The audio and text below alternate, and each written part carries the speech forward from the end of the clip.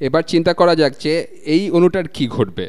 এটার নামকরণ করা যাক। এখানে 1 2 3 4 5 5টা কার্বন আছে, এতে কোনো দ্বিবন্ধন বা ত্রিবন্ধন নেই। 5-এর কারণে এটা হবে পেন্ট, এটা হলো পেন্টেইন। আর এটার 3 নম্বর কার্বনে 2টা গ্রুপ যুক্ত আছে, 1 2 3, যেদিক থেকে আমরা গণনা শুরু করি না কেন। 3 নম্বর কার্বনে একটা ব্রোমো গ্রুপ আর একটা ইথাইল গ্রুপ আছে।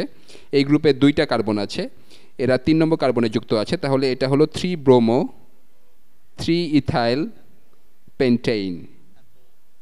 তাহলে এখানে 3 ব্রোমো 3 ইথাইল পেন্টেন একটা দ্রাবকে দ্রবীভূত আছে।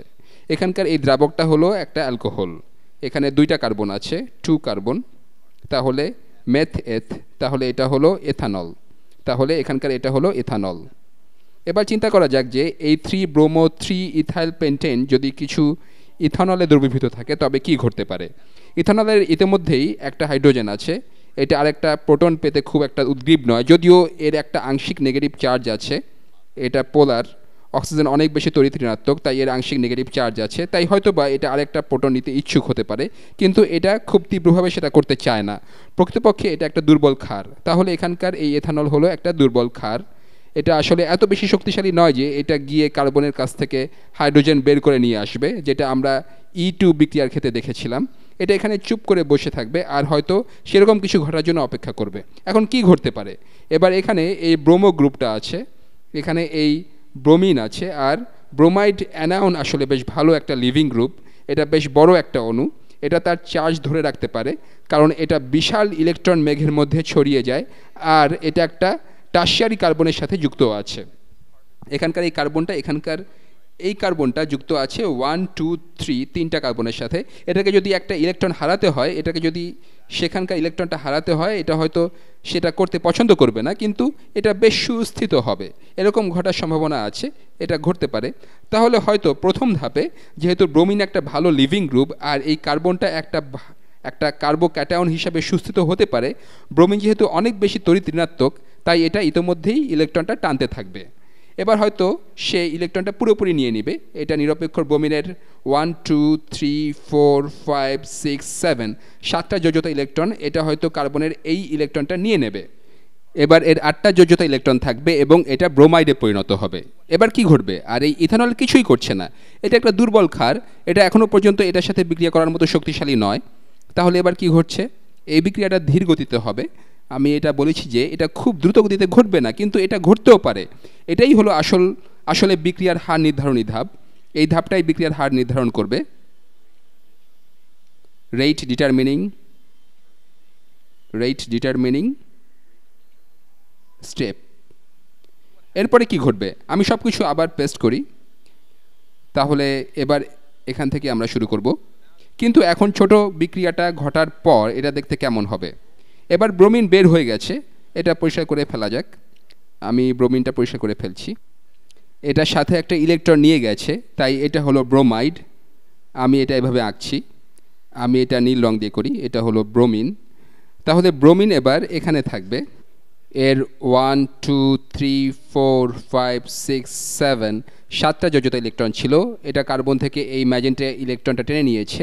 এবার এর 8টা যোজ্যতা ইলেকট্রন আছে আর একটা নেগেটিভ চার্জ আছে, আর কার্বনটা একটা ইলেকট্রন হারিয়েছে, তাই এর একটা পজিটিভ চার্জ আছে। আর এটা কিছুটা হলেও সুস্থিত, কারণ এটা একটা টারশিয়ারি কার্বোক্যাটায়ন। এবার চিন্তা করা যাক যে এখানে কি ঘটছে। এখানে আমি একটা জিনিস দেখাই। এই বিক্রিয়ার প্রথম ধাপে শুধুমাত্র একটা বিক্রিয়ক জড়িত ছিল, এটা হলো হার নির্ধারণী ধাপ বা সবচেয়ে ধীরগতিসম্পন্ন ধাপ। এটা না ঘটা পর্যন্ত আর কিছু ঘটবে না। এখন এটা ঘটার পর বাকি সব কিছু খুব দ্রুত ঘটে যাবে।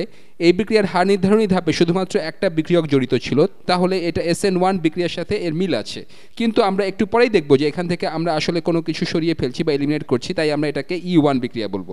আসলে এলিমিনেশন কিন্তু অলরেডি হয়ে গিয়েছে, এর মধ্যেই ব্রোমাইড বেরিয়ে গিয়েছে। তাহলে আশা করি আপনারা দেখতে পাচ্ছেন যে কেন এটাকে E1 বিক্রিয়া বলা হয়।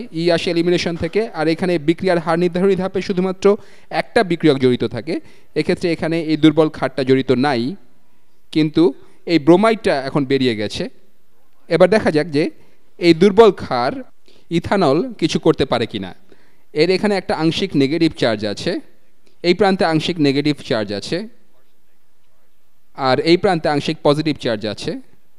তাহলে এটা হাইড্রোজেনের দিকে বা আমার বলা উচিত যে প্রোটনের দিকে বা পজিটিভ চার্জের দিকে কিছুটা হলেও আকর্ষিত হবে, কিন্তু কোনো কিছু যদি বেশ অ্যাসিডিক না হয় তবে এটা সেখান থেকে কোনো কিছু খুব একটা টেনে নিতে পারবে না।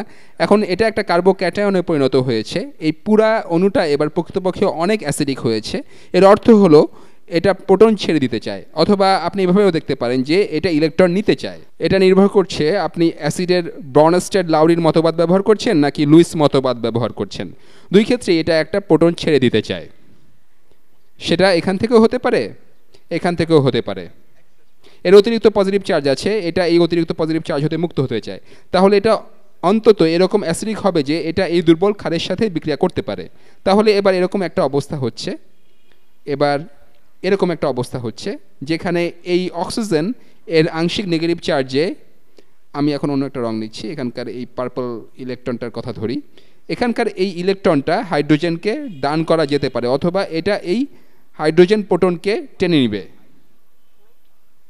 তখন হাইড্রোজেনের ইলেকট্রনটা বড় অণুটা নিয়ে নিবে, এটা তখন কার্বোক্যাটায়নের দিকে আকর্ষিত হবে। তাহলে এটা ঠিক এরকমভাবে কার্বোক্যাটায়নের দিকে যাবে।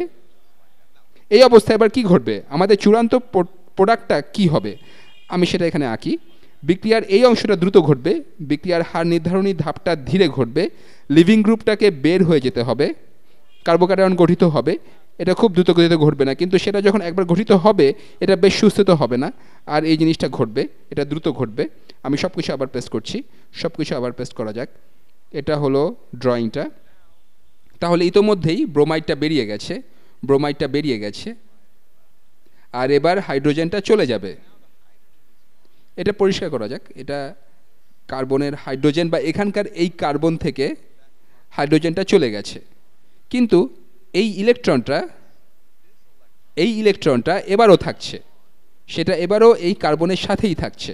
আর যে ইলেকট্রনটা এই হাইড্রোজেনের সাথে ছিল সেটা এবার আগে যেটা কার্বোক্যাটায়ন ছিল তার সাথে আছে। তাহলে এখানকার ইলেকট্রনটা এবার এখানে আছে, আর এখানকার এই বন্ধনটা এবার এখানে গঠিত হবে। এক্ষেত্রে একটা অ্যালকিন গঠিত হলো, আর আগে যেটা ইথানল ছিল সেটা এবার একটা প্রোটন নিয়েছে এবং একটা পজিটিভ ক্যাটায়নে পরিণত হয়েছে, সেটা আঁকা যাক। তাহলে এখানকার এই ইলেকট্রনটা কোথাও দিয়ে দেওয়া হচ্ছে, এটা এখন আর এথানলের সাথে নেই, এটা এখন আর ইথানলের সাথে নেই, এটা ইথানলের সাথে আর থাকবে না, এটা এবার এই হাইড্রোজেনকে দিয়ে দেওয়া হবে, এটা এখানকার এই হাইড্রোজেনের কাছে চলে যাবে, এখানকার এই হাইড্রোজেনের কাছে। এবার এরা একটা নতুন বন্ধন গঠন করছে। এবার যেহেতু অক্সিজেন একটা ইলেকট্রন ছেড়ে দিল, এর এবার একটা পজিটিভ চার্জ আছে, আর আগের ধাপের শুরুতেই ব্রোমাইড অ্যানায়নটা বেরিয়ে গেছে। তাহলে ব্রোমাইড অ্যানায়নটা তার 8টা যোজ্যতা ইলেকট্রন নিয়ে ভেসে বেড়াচ্ছে, 1 2 3 4 5 6 7, আর এখানকার এই ইলেকট্রনটা থাকবে, সেজন্য এটা নেগেটিভ হবে।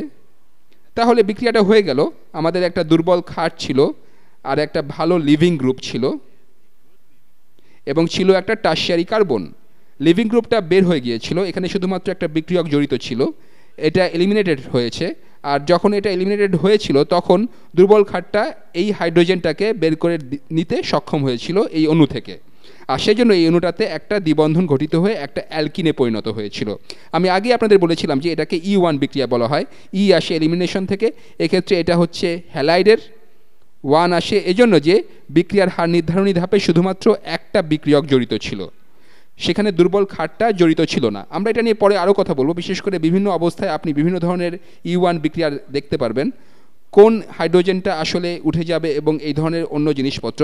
আর আমরা E1 E2 SN1 এবং SN2 বিক্রিয়ার ক্ষেত্রে দেখব যে বিভিন্ন পরিস্থিতিতে এদের প্রতিটা বিক্রিয়া ঘটার জন্য কী ধরনের পরিবেশ বা বিক্রিয়ক থাকতে হবে।